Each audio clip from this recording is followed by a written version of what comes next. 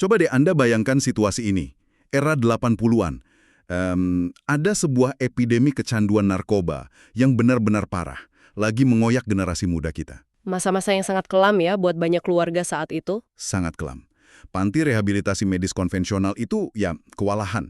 Tingkat kekambuhannya atau relapse-nya tinggi banget. Tapi di sebuah sudut Jawa Barat, ada seorang guru sufi yang berhasil menyembuhkan pecandu-pecandu heroin kelas berat ini. Dan yang bikin kaget itu tingkat keberhasilannya kan? Betul. Anda tahu berapa? 93,5%. Dan metodenya itu bukan pakai obat kimia pengganti loh. Iya, malah pakai air dingin ya. Ya, mandi air dingin di tengah malam, terus ditambah metode zikir kuno yang ritmis dan menghentak dada. Nah, hari ini di eksplorasi mendalam kita bakal ngebongkar tumpukan sumber. Ada riset akademik, catatan biografi, sampai transkrip video yang sangat emosional. Untuk membedah tokoh sentral di balik semua fenomena ini kan? Tepat, Syekh Ahmad Sohibul Wafa Tajul Arifin, atau yang puluhan ribu muridnya lebih akrab memanggil beliau Abah Anom. Misi kita hari ini adalah mengurai gimana pimpinan pesantren Suryalaya dan mursyid Tarekat Qadiriyah Naqsyabandiyah ini menggunakan tasawuf kuno buat mecahin krisis modern. Mulai dari narkoba tadi sampai urusan politik yang super sensitif. Dan ini yang bikin dokumen sumber kita hari ini luar biasa menarik. Gimana tuh menariknya? Biasanya kan bayangan kita tentang orang yang katakanlah mencapai puncak spiritual itu ya orang yang mengasingkan diri kan? Oh iya, yang duduk tenang di puncak gunung gitu, menjauh dari dunia. Betul, tapi Abah Anom justru membuktikan kebalikannya. Beliau membuktikan kalau menjadi religius itu bukan berarti lari dari dunia. Justru kedalaman spiritual itu dipakai sebagai alat buat terjun langsung, ngotorin tangan, dan menyembuhkan penyakit dunia itu sendiri. Nah, itu poin yang luar biasa. Dan ini bukan klaim kosong ya. Kita bicara krisis nyata. Tapi sebelum kita masuk ke metode inabah yang revolusioner itu, kita harus paham dulu dong fondasinya. Konteks latar belakangnya ya? Iya, siapa sebenarnya beliau ini? Kalau kita lihat dari biografinya, beliau lahir tanggal 1 Januari 1915. Anak kelima dari Abah Sepuh, sang pendiri Suryalaya. Berarti lahir langsung di epicentrum pergerakan spiritual ya? Benar. Tapi rute hidupnya itu jauh banget dari kata anak emas yang cuma ya duduk manis nunggu warisan tahta. Sama sekali bukan rute instan. Pendidikannya itu bisa dibilang sangat multidimensi, seimbang. Menggemara kemana-mana kan? Iya, beliau belajar agama, fikih, syariat itu di berbagai pesantren. Ada Cicariang, Jambu Dipa, Gentur.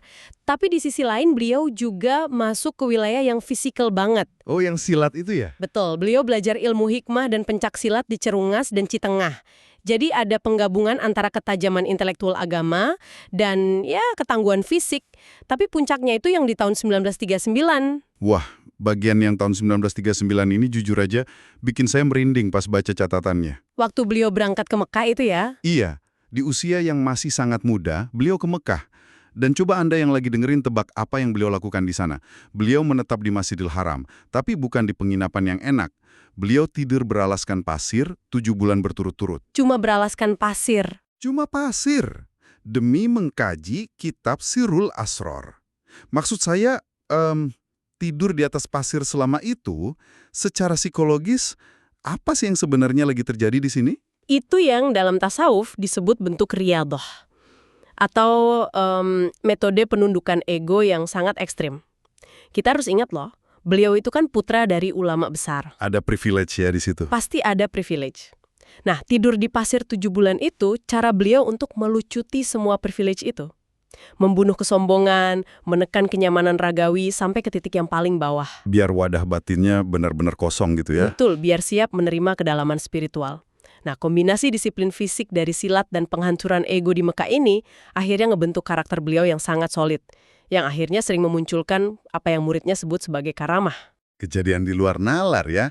Dan ngomong-ngomong soal kejadian di luar nalar ini, ada satu cerita di sumber kita yang rasanya kayak nonton film aksi beneran. Saya tahu nih cerita yang mana. Anda yang dengerin pasti bisa ngebayangin tegangnya. Jadi suatu hari, datanglah seorang kapten militer ke pesantren. Arogan banget, bawa anak buah, jelas-jelas mau ngintimidasi, dan ya mau ngejajal ilmunya Abah Anom. Provokasi klasik gaya militer waktu itu ya. Iya. Si kapten ini ambil batu kali yang cukup besar, ditaruh di tangan kirinya, terus bam! Dihantam pakai tangan kanan sampai batunya terbelah dua. Terus dia nyodorin batu itu dengan gaya sombong ke Abah Anom. Bahasa kekerasan fisik kan itu? Terus apa respons Abah Anom? Alih-alih marah nih, Abah Anom cuma ngambil pecahan batu itu, dan seketika di depan mata kapten itu meremasnya sampai hancur jadi debu halus. Wah, mental si kapten pasti langsung kena itu. Pasti, dia mulai goyah, tapi masih sok gengsi. Terus, Abah Anom minta segelas air jernih, dikasihlah ke si kapten. Dan entah gimana, kapten itu lihat ada bayangan ikan di dalam gelas. Terus kaptennya bereaksi gimana? Karena merasa dipermainkan, si kapten ngejek dong. Dia pura-pura mancing ikan dari gelas itu.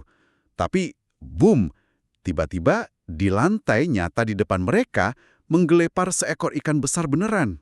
Ikan beneran muncul di lantai? Gila. Abah Anom lalu cuma nunjuk pakai telunjuknya, bikin gerakan narik kail imajiner, dan ikannya melayang, kayak beneran nyangkut di jarinya. Belum selesai kan sampai di situ? Belum. Pas kapten itu masih mangap kaget, Abah Anom ngangkat tangan lagi, seolah pegang ketapel. Beliau ngebidik ke atap, dan berak, seekor burung sungguhan jatuh terpelanting. Langsung runtuh pasti ego kaptennya. Runtuh seada-adanya.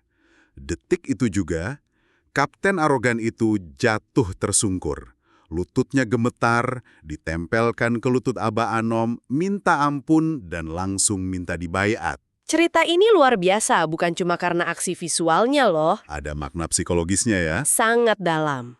Abah Anom itu jenius banget baca audiens. Beliau tahu kapten ini cuma ngerti satu bahasa, bahasa kekuatan dan kekuasaan absolut.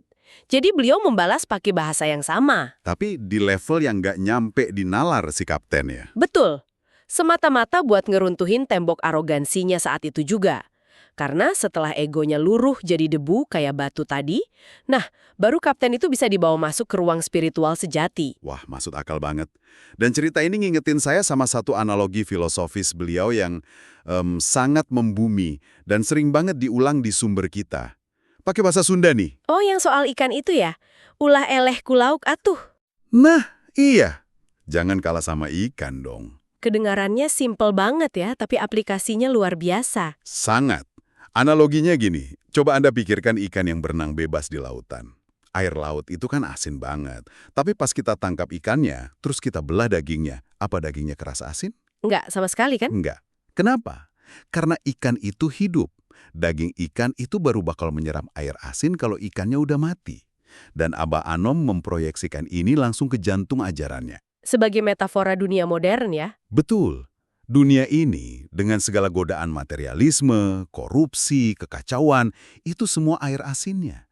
Tapi selama hati kita hidup dengan zikir, kita bisa berenang di lautan paling asin sekalipun tanpa ikut jadi asin. Inilah bedanya tarekat di bawah Abah Anom. Beliau nggak pernah nyuruh pengikutnya menjauhi lautan. Nggak disuruh pindah ke gunung ya? Enggak dong. Anda mau jadi jenderal, silahkan. Mau jadi menteri, pengusaha sukses, silahkan. Pakai baju bagus, makan enak boleh. Asalkan syariat atau lahiriahnya seimbang sama hakikat atau batiniahnya. Zikir itu yang jadi detak jantung biar ikannya tetap hidup ya. Dan karena prinsip jangan kalah sama air asin ini, beliau berani bawa metodenya buat menyelam ke palung lautan paling beracun di era 80-an. Epidemi kecanduan narkotika? Iya, dan berdirilah Pondok Inaba di tahun 80. Inabah itu sendiri secara harfiah artinya kembali ke ajaran Allah. Dan kalau kita lihat sejarahnya, ini bermula dari tahun 77, pas ada anak wakil gubernur yang kecanduan parah, dititipkan ke beliau. Karena medis konvensional udah angkat tangan ya waktu itu. Dan dari situlah metodenya lahir. Yang sejujurnya, pas pertama kali saya baca metodenya, ini terdengar sangat radikal loh. Gimana radikalnya? Ini bukan dikasih metadon atau terapi psikolog biasa. Ini murni regimen spiritual. Bayangin, pasien yang lagi sakau, ketergantungan berat, itu pertama-tama harus mandi tobat. Pakai air sumur dingin tengah malam lagi. Iya, terus jadwal tidurnya juga diubah total kan? Diubah. Jam 2 pagi udah harus bangun untuk sholat sunnah berjam-jam. Tahajud, tobat, terus puncaknya zikir. Ada zikir jahar, di mana mereka harus teriak nyaring baca lafaznya sambil, ini fisikal banget, mugul dada sebelah kiri 165 kali. Wah. Terus habis itu disambung zikir hafi di dalam hati sampai mereka tertidur karena kelelahan. Memang sebuah gebrakan yang melawan pakem psikiatri barat waktu itu. Oke, saya mau potong di sini sebentar ya. Kita posisikan diri kita sebagai orang yang rasional. Skeptis dikit lah, Anda yang lagi dengerin pasti juga mikir gini. Kita ini bicara pecandu kelas berat loh. Badannya menggigil, muntah-muntah. Sarafnya hancur, kan? Sarafnya terbakar, nagih obat.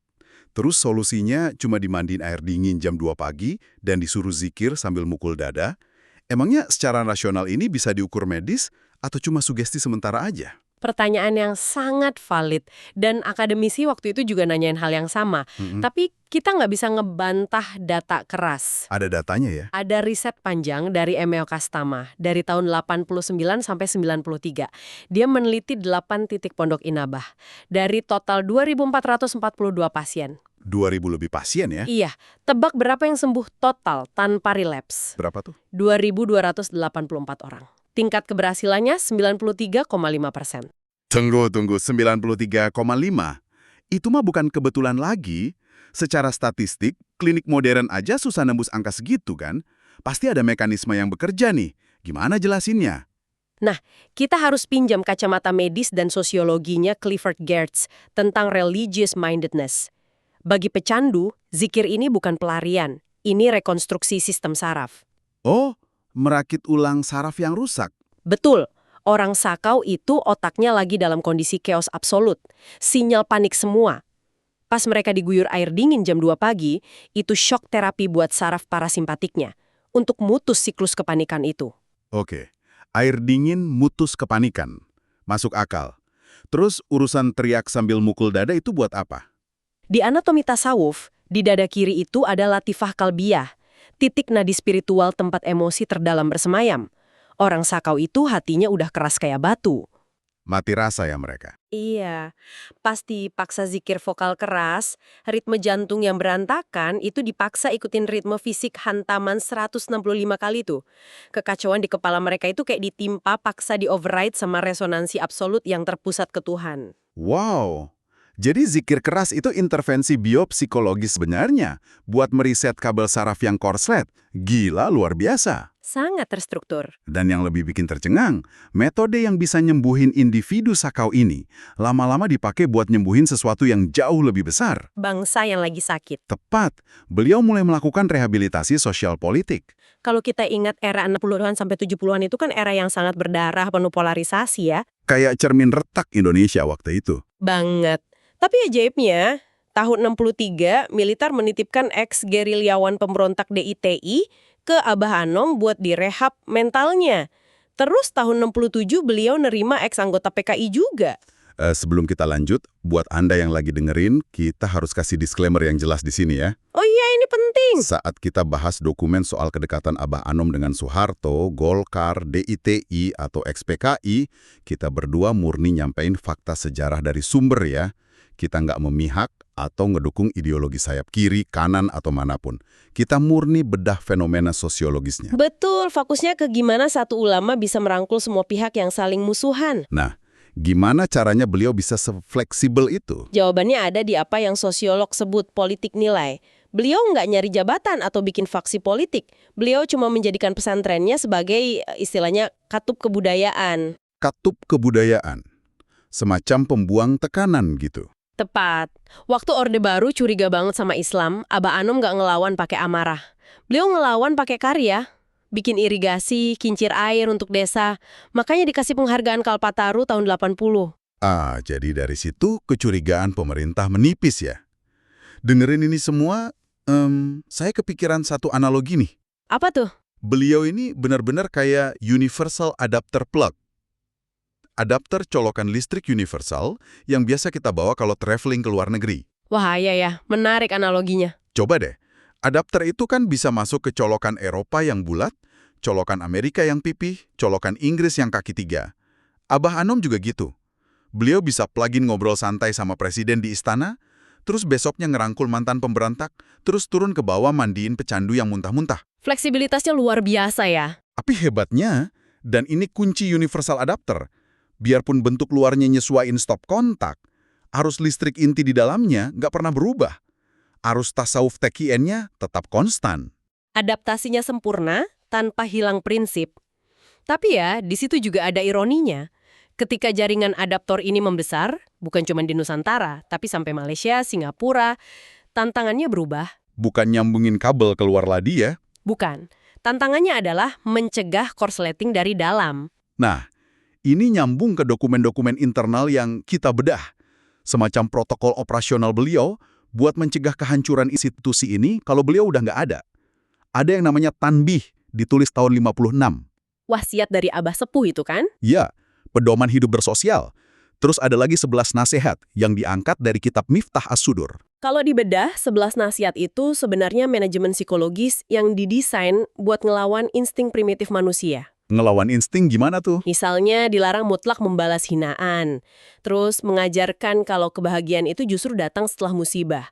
Tapi yang paling ikonik tuh ada satu kalimat pendek. Oh, yang soal pandai itu. Jangan merasa pandai, tapi belajarlah untuk pandai merasa. Nah, itu dia. Wah, saya suka banget kutipan itu. Kedengarannya kayak pepatah ringan kan? Tapi coba deh diterapin ke organisasi